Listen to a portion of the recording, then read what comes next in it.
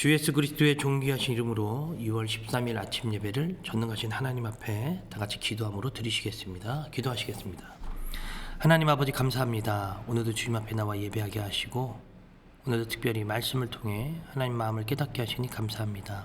주의 말씀이 오늘 우리 앞에 있습니다. 이 말씀을 통해 하나님의 마음이 어떠한지를 깊이 깨닫는 시간 되게 하셔서 오늘 하루도 이 말씀으로 승리하는 복된 하루가 되게 하여 주시옵소서. 예수님의 이름으로 기도합니다. 아멘. 말씀 보겠습니다. 마가복음 2장입니다. 13절에서 28절에 있는 말씀을 보도록 하겠습니다. 예수께서 다시 바닷가에 나가심에 큰 무리가 나왔거늘 예수께서 그들을 가르치시니라. 또 지나가시다가 알페오의 아들 레위가 세간에 앉아있는 것을 보시고 그에게 이르시되 나를 따르라 하시니 일어나 따르니라. 그의 집에 앉아 잡수실 때에 많은 세리와 죄인들이 예수와 그의 제자들과 함께 앉았으니 이는 그러한 사람들이 많이 있어서 예수를 따름이로라. 바리새인의 서기관들이 예수께서 죄인 및 세리들과 함께 잡수시는 것을 보고 그의 제자들에게 이르시되 어찌하여 세리 및 죄인들과 함께 먹는가. 예수께서 들으시고 그들에게 이르시되 건강한 자에게는 의사가 쓸데없고 병든 자에게라야 쓸데있느니라. 나는 의인을 부르러 온 것이 아니요 죄인을 부르러 왔노라 하시니라. 요한의 제자들과 바리새인들이 금식하고 있는지라. 사람들이 예수께 와서 말하되 요한의 제자들과 바리새인의 제자들은 금식하는데 어찌하여 당신의 제자들은 금식하지 아니하나이까. 예수께서 그들에게 이르시되 혼인집 손님들이 신랑과 함께 있을 때에 금식할 수 있느냐. 신랑과 함께 있을 동안에는 금식할 수 없느니라. 그러나 신랑을 빼앗길 날이 이르리니 그날에는 금식할 것이니라. 생배조각을 낡은 옷에 붙이는 자가 없나니 만일 그렇게 하면 기운 생 것이 낡은 그것을 당기어 헤어짐이 더하게 되느니라. 새 포도주를 낡은 가죽 부대에 넣는 자가 없나니 만일 그렇게 하면 새 포도주가 부레를 터뜨려 포도주와 부대를 버리게 되리라. 오직 새 포도주는 새 부대에 넣느니라 하시니라. 안식일에 예수께서 밀밭 사이로 지나가실새 그의 제자들이 길을 열며 이삭을 자르니 바리새인들이 예수께 말하되 보시오 저들이 어찌하여 안식일에 하지 못할 일을 하나이까. 예수께서 이르시되 다윗이 자기와 및 함께한 자들이 먹을 것이 없어 시장할 때에 한 일을 읽지 못하였느냐. 그가 아비아달 대제사장 때에 하나님의 전에 들어가서 제사장 외에는 먹어서는 안 되는 진설병을 먹고 함께한 자들에게도 주지 아니하였느냐. 또 이르시되 안식일이 사람을 위하여 있는 것이요 사람이 안식일을 위하여 있는 것이 아니니 이러므로 인자는 안식일에도 주인이니라. 아멘.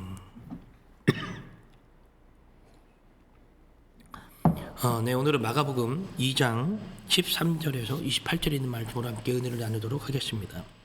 오늘 이 마가복음 2장에는 총 크게 세 가지의 사건이 나옵니다. 첫 번째는 세리장, 바로 이 세리장을 부르시는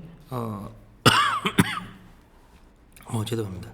알페오의 아들 레위가 세간에 앉아 있는 것을 보았다. 그리고 그 세리장을 불렀다라고 이렇게 이야기합니다. 세리장을 부르시고 두 번째는 제자들이 금식하지 아니하는 것을 바리새인들이 지적합니다. 그래서 그 지적하는 그것을 보고 너희들은 왜 유대인으로서 금식해야 하는 그 날에 금식하지 않느냐라는 것을 지적하죠. 또 두 번째는 밀밭 사이로 제자들이 가서 거기서 밀밭을 이렇게 베는 것을 보고 안식일에 어떻게 일을 합니까? 라고 하는 것을 지적합니다. 그러니까 제사장들은 유대인으로서는 함께하지 말아야 할 자들, 유대인으로서는 율법과 어떤 관례들을 지켜야 되는데 그것을 하지 않는 이 제자들의 모습을 보고 예수님께 가서 이야기합니다. 어찌하여 당신의 제자들은 우리처럼 행하지 않습니까? 라는 거예요. 먼저 오늘 이 본문의 첫 번째 해당되는 이야기, 세리장을 부르신 예수님. 여러분, 세리장은 당시의 사람들이 어떻게 저 사람과 친할 수 있지? 세리장을 창기와 같은 급으로 보았거든요. 그러니까 또 세리장이라고 하면 하나님께서 유대인들은 굉장히 경멸했던 존재라는 것이죠. 자기 민족을 팔아넘길 수 있는 자들, 민족의 뼈를 갉아먹는 자들이라고 생각을 했습니다. 왜냐하면 세금을 걷어서 로마에게 헌납하는 자들이었거든요. 그러니까 세리장 그러면 너 5,000원 내야 될 거 10,000원, 15,000원 내게 할 수도 있는 권한을 갖고 있는 자들이에요. 그러니까 자신의 종족들이 얼마나 힘들게 살아가 있는 걸 뻔히 알면서도 그들에게 부당한 세금을 거두어서 자신의 것을 챙기고 로마에게 세금을 다시 제출하는, 그러니까 굉장히 악한 일을 하는 자들로서 사람들이 인식하고 있었습니다. 그런데 이런 세리들도 사람이었던 거예요. 악한 일을 하고 악한 속에 있지만 그들도 여전히 사람이었다는 사실. 여러분, 그들도 외로웠습니다. 쓸쓸했습니다. 그래서 지금식으로 말하면 세무서 직원이었던 거예요. 그 사람들이 사람들에게 인식이 좋지 못하고 사람들로 하여금 계속해서 멸시를 받으니까 이 사람들도 마음이 그닥 좋지 못했어요. 근데 이 사실을 아시고 예수님께서 그에게 찾아가신 것입니다. 오늘 본문에 보면 14절에 또 지나가시다가 알페오의 아들 레위가 세간에 앉아있는 것을 보았다. 그에게 이르시되 나를 따르라 하시니 일어나 따르니라. 이것이 단순히 그냥 나를 따라라 해가지고 그냥 따라갔다 이런 개념으로 묘사될 것이 아니라 예수님은 그 레위, 알페오의 아들 그 레위에게 가서 끊임없이 설득하고 권면하셨을 것입니다. 그리고 예수 그리스도께서 그를 설득하고 권면하실 때 그가 마음이 동했을 거예요. 왜냐하면 세리들은 굉장히 악한 생각과 마음을 가지고 있었고 또 자신들에게 누군가가 찾아온다는 것은 말도 안 됐기 때문입니다. 그래서 15절에 보면 그의 집에 앉아 잡수실 때에 랍니다. 그 세리의 집에 간 거예요. 레위의 집에 간 거예요. 그리고 얘기하는 거예요.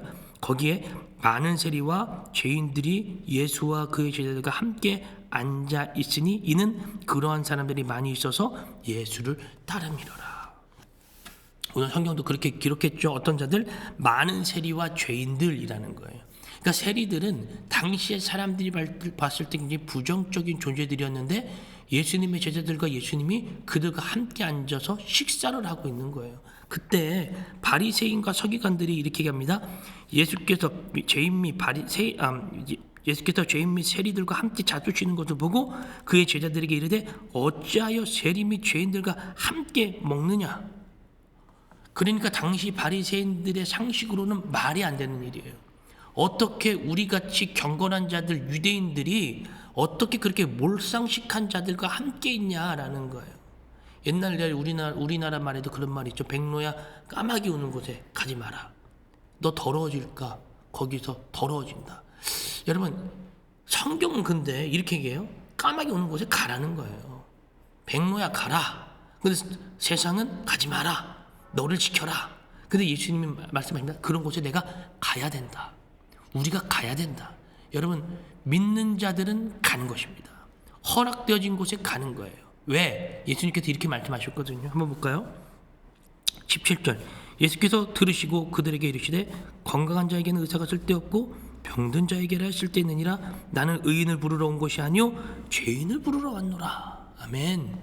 여러분, 우리가 경건하다, 우리가 깨끗하다, 그거는 여러분 나의 망상이에요.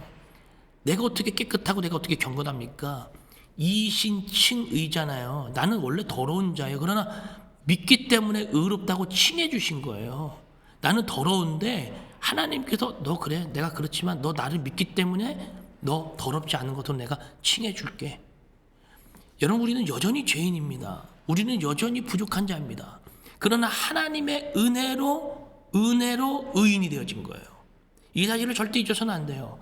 내가 의인이 된 것이 아니라 하나님의 은혜로 의인이 되어졌다. 그래서 예수님이 뭐라 그러냐면, 야, 우리가 저런 곳에 가야지. 죄인들 앞에 가야지. 죄인들을 멸시하면 되겠냐? 죄인들 앞에 가서 죄인들과 함께 해야지. 그들을 구출해내야지. 왜 너희들끼리 모여있냐라는 거예요. 이것이 바리새인들과 당시 서기관들이 가지고 있었던 잘못된 망상이었던 것입니다. 그러나 예수님 말합니다. 가라, 그런 곳에 가야 된다. 왜? 인자가 온 것은 의인을 부르러 온 것이 아니라 죄인 부르러 왔다는 거예요. 믿는 자인 그리스도인들이 저기는 부정적이야. 저기는 더러워. 나같이 경건한 자가 저런 데 가면 안 돼. 어떤 선을 그어 놓는 것, 여러분, 이것은 예수님이 가르쳐 주신 방식과 맞지 않습니다. 분명 우리들의 경건 생활을 유지하기 위해, 나의 거룩성을 유지하기 위해 내가 말씀을 보고, 말씀을 보는 시간에 그 장소와 시간을 지키고, 교회 오는 시간에 예배하는 것, 여러분, 이거는 당연히 우리가 지켜야 하는, 우리들이 경건성을 유지하기 위한 하나님 앞에서의 우리의 약속이에요. 이 약속을 파괴하라는 말이 아니에요. 이것은 우리가 경건성을 지키기 위한 것이죠. 여러분, 자동차는 달리기 위해서 존재합니다. 그러나 그 자동차가 주유하지 않고 달리면 어떻게 돼요? 멈출 수밖에 없는 거죠. 달릴 수가 없는 거예요. 똑같아요. 그리스도인이 예배한다, 말씀을 읽는다, 시간과 장소를 정해서 장소를 구분하여 다닌다. 이거는 내가 경건 생활하기 위해서, 내가 충전하기 위해서, 말씀으로 채워지고 성령 충만하기 위해서 그러한 장소에 가는 건 당연해요. 근데 그런 시간도 없이 그냥 계속해서 그런 곳에만 들락날락거린다, 다른 곳에만, 여러분, 이거는 채워질 수가 없는 것입니다. 예수님도 말씀하시는 거예요. 제자들을 훈련시키고 제자들에게 가르치시고, 그리고 제자들을 데리고 그러한 곳으로 가시는 거예요.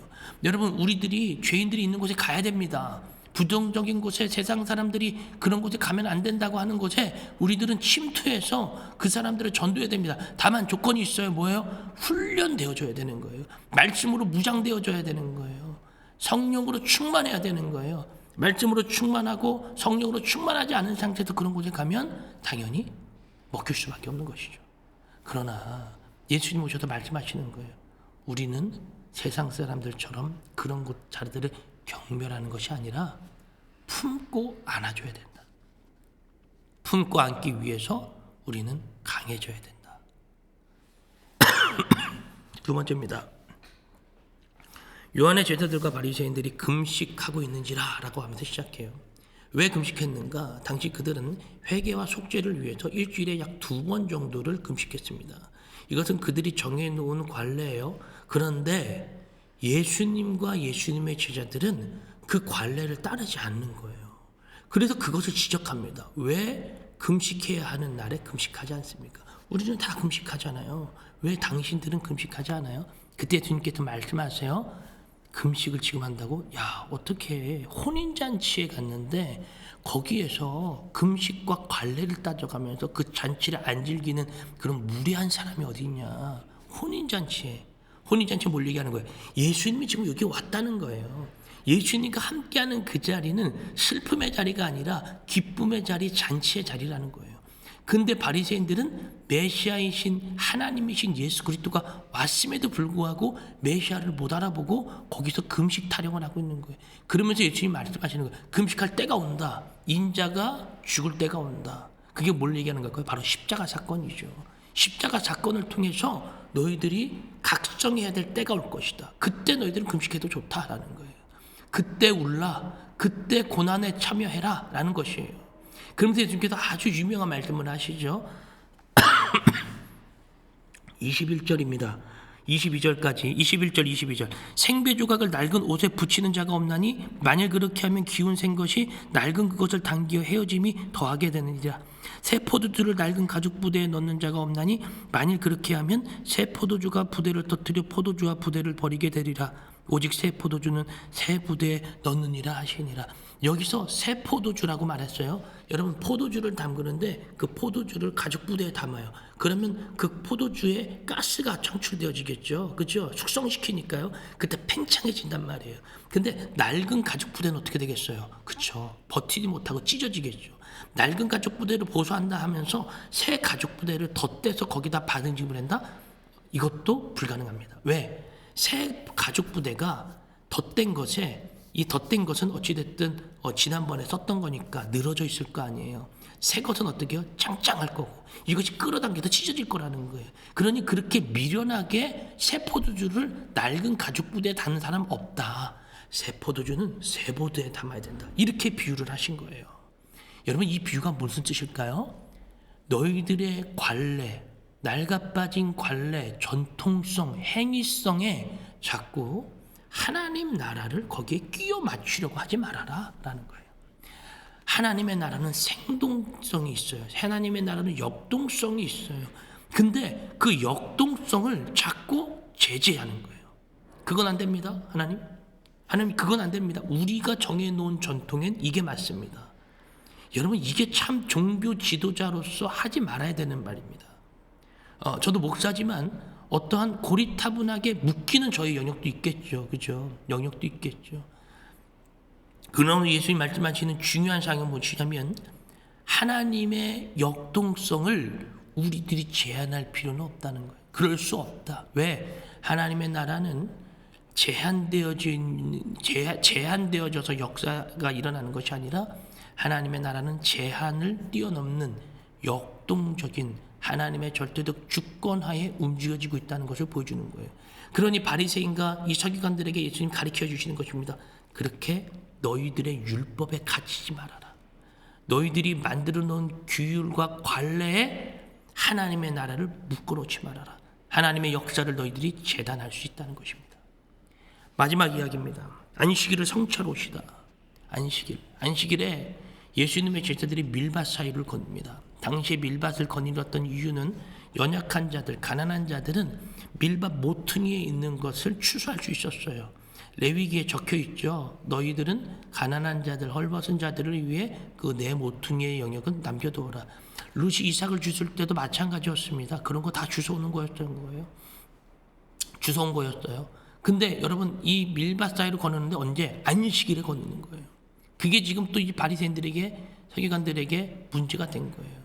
어찌 안식일에 그런 식으로 일을 합니까? 아무리 배고파도 안식일은 참아야죠 라는 거예요. 이때 예수님께서 다윗이 아비아달이라고 하는 제사장을 만나서 했었던 일화를 들려줍니다. 다윗이 너무 배가 고파서 아비아달이라는 제사장을 찾아갔을 때 제사장이 뭘 줬냐? 진설병을 주지 않았냐? 너희들은 읽지도 못했냐? 야, 안식일이 사람이 안식일을 위해서 존재하는 것이냐라고 얘기합니다. 27절 보세요. 또 이르시되 안식일이 사람을 위하여 있는 것이요 사람이 안식을 위하여 있는 것이 아니니라. 사람이 안식일을 위하여 있는 거냐, 안식일이 사람을 위하여 있는 거냐?